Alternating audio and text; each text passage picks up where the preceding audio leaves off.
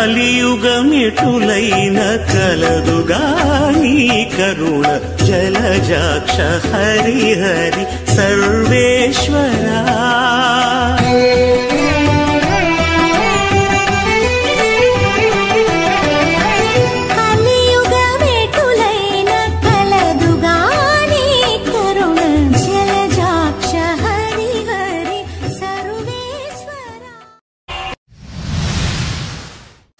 Hi hello నమస్తే welcome back to my channel Naresh Telugu explorer. Friends అందరూ ఎలా ఉన్నారు? అందరూ బాగుండాలని కోరుకుంటూ ఫ్రెండ్స్ నేను స్వర్ణగిరి దేవాలయానికి వచ్చాను. సో మనకు భువనగిరి దగ్గరలో ఉన్నటువంటి ఈ యొక్క స్వర్ణగిరి దేవస్థానం మనకు ఈ మధ్య ఓపెన్ చేశారు.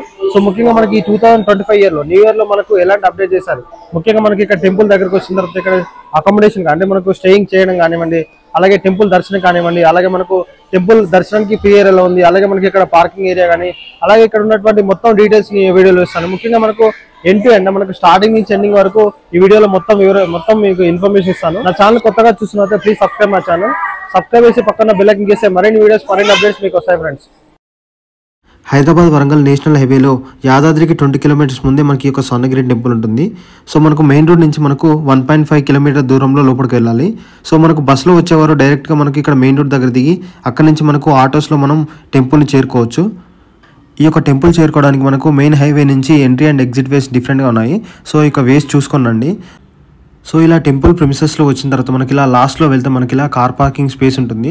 సో ఇక్కడ మన కార్ పార్కింగ్కి 50 రూపీస్ అలా ఛార్జ్ చేస్తున్నారు. సో అలా మనకి ఎంట్రన్స్లో ముఖ్యంగా స్లిప్పర్ స్టాండ్ ఉంటుంది. సో ఇక్కడ మన స్లిప్పర్స్ని డిపాజిట్ చేసి వెళ్ళొచ్చు. సో దీని బ్యాక్ సైడ్ మనకు బైక్ పార్కింగ్ అలాగే ఆటో పార్కింగ్ ఉంటుంది. సో బైక్కి మనకు 20 రూపీస్ అలా ఛార్జ్ చేస్తున్నారు. సో అలాగే మనకు బ్యాక్ సైడ్లో కళ్యాణ వేదిక పక్కన మనకు ఇలా ఫిజికల్ హ్యాండిక్యాప్డ్స్కి ఓల్డ్ ఏజ్ పర్సన్స్కి దర్శనం ఫ్రీగా చేస్తున్నారు. సో ముఖ్యంగా ఇక్కడికి వచ్చి మనం రిజిస్టర్ అవ్వాలి. సో రిజిస్టర్ అయిన తర్వాత వాళ్ళ టైమింగ్లో మనకు స్వామివారి దర్శనానికి డైరెక్ట్గా తీసుకువెళ్తారు. ఈ యొక్క కళ్యాణ వేదిక ఎదురుగా ఉంటుంది.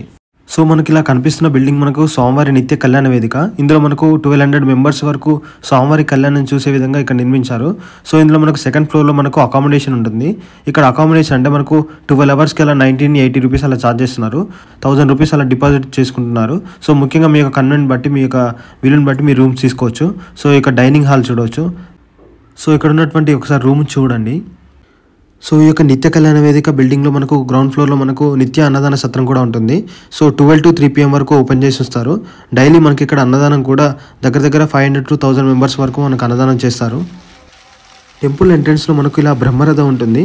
సో బ్రహ్మరథం చుట్టూ మనకి ఇలా వాటర్ ఫౌంటైన్ కూడా చూడవచ్చు. సో ఇక్కడ నుంచి ఒకసారి టెంపుల్ వ్యూ చూడండి. సో మనకి ఈవినింగ్ లైటింగ్తో చాలా అద్భుతంగా ఉంది. టెంపుల్కి ఎంట్రన్స్లో మనకి ఇరువైపులా ద్వారపాలకులు కనిపిస్తారు. సో మనకు అలాగే ఇక్కడ స్వామివారి యొక్క పెద్ద పాదాలు కనిపిస్తాయి. సో ఇక్కడ మన స్వామివారి పాదాలను దర్శించుకొని మనం టెంపుల్ లోపలికి వెళ్ళొచ్చు. ఇక్కడ ఎంట్రన్స్లోనే మనకు స్వామివారి సమర్పించడానికి కొబ్బరికాయలు, పూలు అలాగే తులసి ఆకులు మనకి ఇక్కడ దొరుకుతాయి. సో తీసుకొని వెళ్ళండి. స్వామివారి దర్శనానికి వచ్చే భక్తులు ముఖ్యంగా డైరెక్ట్గా వెళ్తున్నారు. సో ముఖ్యంగా ఈ యొక్క మండపాల్లో మనకు స్వామివారి దశావతారాలు లెఫ్ట్ సైడ్లో కనిపిస్తాయి. ముఖ్యంగా మనకు ఈ యొక్క మండపాలు 10 ఉంటాయి. అంటే స్వామివారి దశావతారాలకు ప్రతీకగా మనకు ఇక్కడ 10 మండపాలు నిర్మించారు. సో మనకు 10 మండపాలలో 10 దశావతారాలు మనకు లెఫ్ట్ సైడ్లో కనిపిస్తాయి. అలాగే మనకు కొండపైకి చేరుకోవడానికి 108 మెట్లు మనకు ఉంటాయి. సో మీరు ప్రశాంతంగా లెఫ్ట్ సైడ్లో స్వామివారి దశావతారాలను చూసుకుంటూ స్వామివారి దర్శనానికి వెళ్ళండి.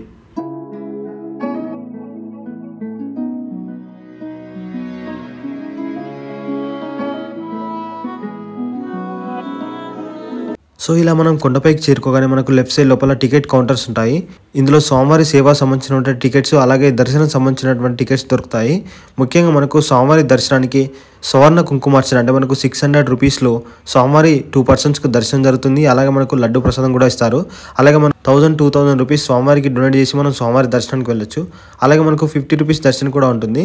ముఖ్యంగా మనకు ఫ్రీ దర్శనం కూడా ఉంటుంది. సో ఫ్రీ దర్శనం మనకు 2 to 3 అవర్స్ మనకు వీకెండ్స్ రష్ని బట్టి స్వామివారి దర్శనం పడుతుంది. సో మనకి ఇక్కడ కనిపించే గోపురమే ఈస్ట్ గోపురం. సో ఇక్కడ నుంచి మనం స్వామివారి దర్శనానికి వెళ్ళాలి. ఈ యొక్క ఈస్ట్ గోపురంకి ఎదురుగా మనకు విజయస్తంభం ఉంటుంది. అలాగే మనకు ఈ గోపురం యొక్క ఎడమ భాగాన మనకు వినాయక మందిరం ఉంటుంది. అలాగే దాని యొక్క పక్కనే మనకు డోనర్స్ ఎంట్రీ కూడా ఉంటుంది. సో మనకు 1000-2000 రూపీస్ డొనేషన్ చేసిన వారికి ఈ యొక్క ఎంట్రీ ద్వారా మనం స్వామివారి దర్శనానికి వెళ్ళొచ్చు. టెంపుల్ యొక్క ప్రిమిసెస్ ఏరియాలో మనకు గొలుసు దొంగలు ఉన్నారు జాగ్రత్త అనే బోర్డ్స్ కూడా ఉన్నాయి. సో స్వామివారి దర్శించుకునేటప్పుడు క్యూ లైన్లలో జాగ్రత్తగా ఉండండి. ముఖ్యంగా మనకు ఉదయం వేళలో యాదాద్రిని దర్శించుకొని సాయంత్రం వేళలో భక్తులు చాలామంది వస్తున్నారు. సో దానివల్ల మనకు ఫ్రీ దర్శనం దగ్గర 2 to 3 hours పడుతుంది. సో 50 రూపీస్లో మనకు 1.5 hour అలా టైం తీసుకుంటుంది. సో మీకు కన్వీనియంట్ టైం బట్టి మీరు స్వామివారి దర్శనానికి వెళ్ళండి. స్వామివారి టెంపుల్ యొక్క సౌత్ సైడ్లో ఉన్నాను నేను. అంటే మనకు సౌత్ సైడ్లో మనకు నిత్య కళ్యాణ వేదిక ఉంటుంది. ఇందులో మనకు గ్రౌండ్ ఫ్లోర్లో అన్నదాన సత్రం, సెకండ్ ఫ్లోర్లో మనకు అకామిడేషన్, అలాగే స్వామివారి నిత్య కళ్యాణం కూడా ఇందులో జరుగుతుంది. సో మనకు ఇలా బ్యాక్ సైడ్లో మనకు స్వర్ణగిరి సంబంధించిన ధనుర్వాస మహోత్సవ ఆహ్వానం యొక్క బోర్డు చూడొచ్చు. ఇక్కడ స్వామివారికి సంబంధించినటువంటి రథం చూడొచ్చు. ఈ యొక్క రథం దగ్గర 40 feet వరకు హైట్ ఉంటుంది. ఈ యొక్క స్వామివారి కళ్యాణం అప్పుడు మనకు ఈ యొక్క రథాన్ని ఉపయోగిస్తూ స్వామివారి యొక్క దేవాలయం చుట్టూ తిప్పుతారు. ముఖ్యంగా మనకి ఇక్కడ స్వర్ణగిరి సంబంధించినటువంటి టెంపుల్ టైమింగ్స్ చూడండి. స్వామివారి యొక్క బ్యాక్ సైడ్ అంటే మనకు వెస్ట్ గోపురం సైడ్ మనకు ఇలా చాలా అద్భుతమైన విగ్రహాలు మలిచారు. ముఖ్యంగా మనకి ఇక్కడ గజేంద్రుడు, అలాగే చిన్న గజేంద్రుడు స్వామివారి దర్శనానికి వచ్చినట్టు, అలాగే మనకు ఆవు దూడ, అలాగే మనకు ఆవులు స్వామివారి దర్శనం కోసం వేచి చూస్తున్నట్టు ఉన్నటువంటి ప్రత్యేకమైన విగ్రహాలు మనకి ఇక్కడ కనిపిస్తాయి.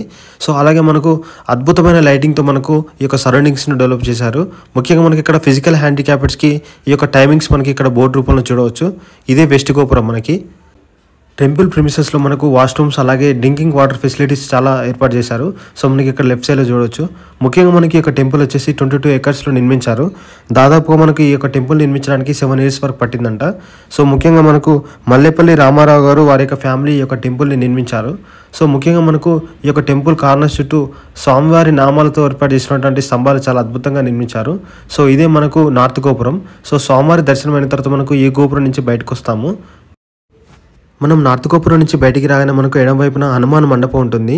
మనకు ఈ యొక్క హనుమాన్ మండపం దాదాపుగా 127 feet వరకు ఎత్తుంటుంది. సో ఇందులో ఉన్నటువంటి హనుమంతుని యొక్క విగ్రహాన్ని మనకు తిరుమల నుంచి తెప్పించినటువంటి ఏకశిలా రాయితో ప్రత్యేకంగా చెక్కారు. సో మనకి ఇందులో హనుమంతుని యొక్క విగ్రహం పిల్లలు ఆడుకుని ఆనందంగా ఉన్నటువంటి ఈ యొక్క ఫోజ్ మనకు కనిపిస్తుంది. ముఖ్యంగా మనకు ఈ యొక్క హనుమంతుని విగ్రహం 30 feet వరకు ఎత్తు వరకు ఉంటుంది.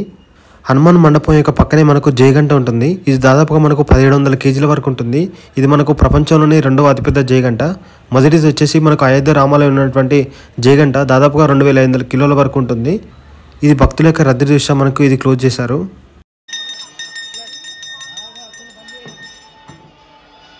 టెంపుల్ యొక్క నార్త్ సైడ్లో మనకు గరుడ మండపం కూడా ఉంటుంది.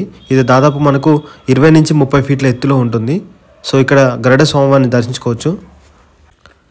ఈ యొక్క పక్కనే మనకు వాష్రూమ్స్ కూడా ఉంటాయి. సో మనకి ఇలా స్ట్రైట్గా వెళ్తే మనకు కోనేరు ఉంటుంది. సో మనం ఇప్పుడు కోనేరు దగ్గరికి వెళ్దాం. శేషనాగుపై ఉన్నటువంటి మనకు శ్రీకృష్ణుని యొక్క విగ్రహాన్ని చూడవచ్చు.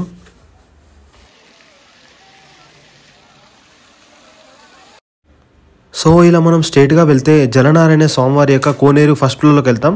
సో ముఖ్యంగా మనకు ground floor and first floor ఉంది. సో మనకి ఇక్కడ భూ వరాహ స్వామివారి యొక్క విగ్రహాన్ని మనం చూడవచ్చు.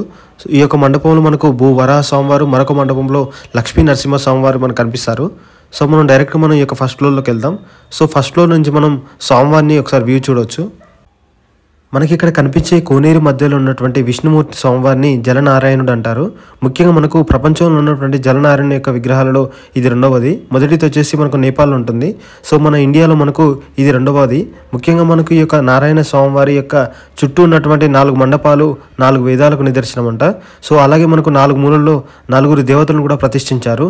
ముఖ్యంగా సాయంత్రం వేళలో మనకి ఇలా లైటింగ్తో చాలా అద్భుతంగా దేవీప్యమానంగా ఉంటుంది. ఇక్కడ కోనేరు మధ్యలో ఉన్నటువంటి జలనారాయణ స్వామివారి యొక్క విగ్రహం మనకు ఆకాశాన్ని చూస్తున్నట్టుగా ఉంటుంది. సో ఇది దాదాపు మనకు 6000 kg బరువు ఉన్నటువంటి ఏకశిలా రాయిని ఇలా స్వామివారిగా మలిచారంట. సో మలిచిన తర్వాత కూడా మనకు దగ్గర 2500 kilos వరకు బరువు ఉందంట. కోనేరు నుండి ఒక దశావతార మండపాల యొక్క వ్యూ చూడండి. సో మనకు లైటింగ్తో చాలా అద్భుతంగా చేశారు. అంటే మనకు ఈవినింగ్ టైంలో మనకు లైటింగ్తో చాలా బాగుంటుంది. ఈ యొక్క మండపంలో మనకు శ్రీ లక్ష్మీ నరసింహ స్వామివారిని మనం చూడవచ్చు. కోనేరుకి వెళ్ళే గ్రౌండ్ ఫ్లోర్లో మనకి ఇక్కడ దీప మండపం ఉంది. సో ఇక్కడ మనకు స్వామివారి నామాలు, దీప మండపం చూడవచ్చు.